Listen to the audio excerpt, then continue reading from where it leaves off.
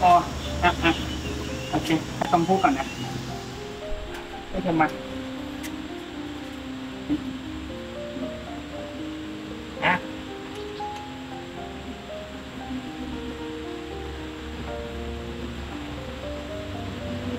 อร่อยไหมโอ้อร่อยจังเลยอร่อยมากเลยค่ะ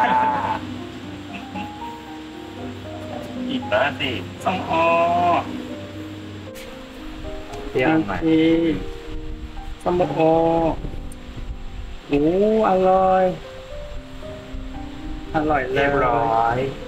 เก่งจังเลยอ่ะไปเล่นกันไป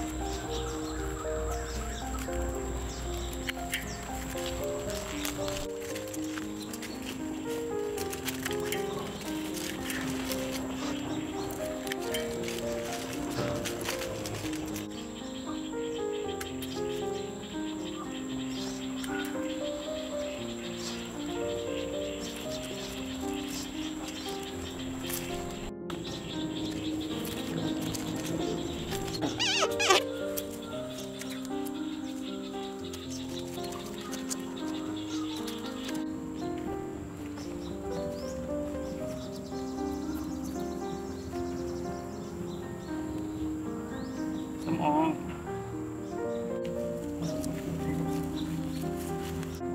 ทำอะไรนะ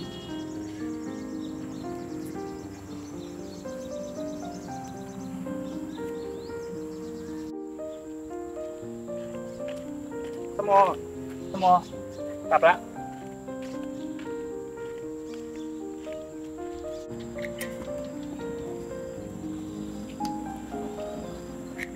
ส้มโอไม่เอาไม่เอา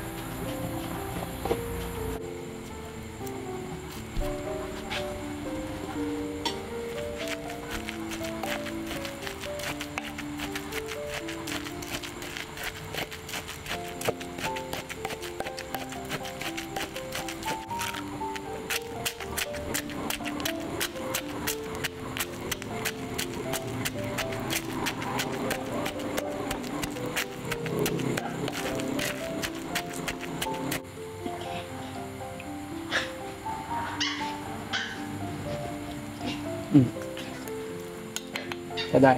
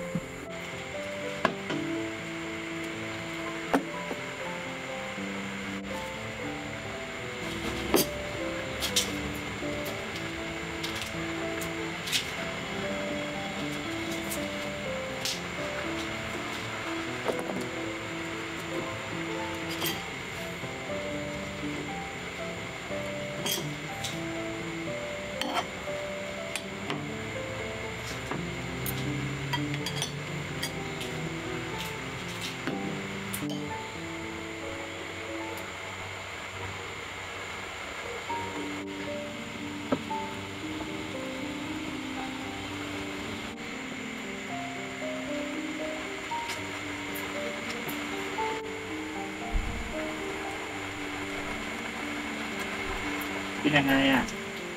อ๋อคนไทยถามคนจีนว่าอาหารไทยกินยังไง ใช่ต้องแนะนำหน่อยว่ากินยังไง นี่มาอาหารเหนือ หรอ อืม ชื่อว่า จำมะเขือพวง ทำมาเกือบตัว ส้มโอทำอะไรอยู่ชมพู่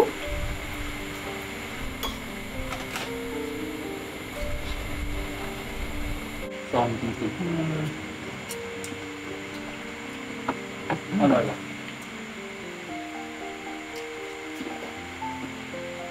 ไม่เคยกินนะทำเกือบพวงไปท เหรอ ำไม่เคยกิน อาหารเหนือ เดี๋ยวต้องที่เราอาจจะเคยกินประจำแต่ไม่รู้ ใช่ ถ้าทำมาจากอะไร ใช่ นะ ก็ตอนที่เราเคยไปกินที่เชียงใหม่เป็นแบบที่ร้านอาหารชื่ออะไรวะเกี่ยวกับร้านน้ำอะไรเงี้ย แต่นานมากเลย นั่นแหละสุดของเขา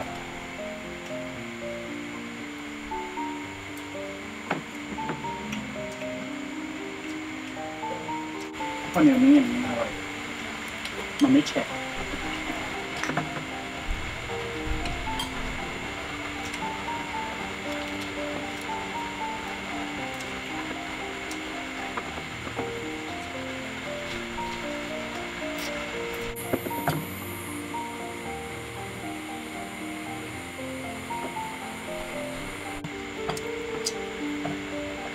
ดี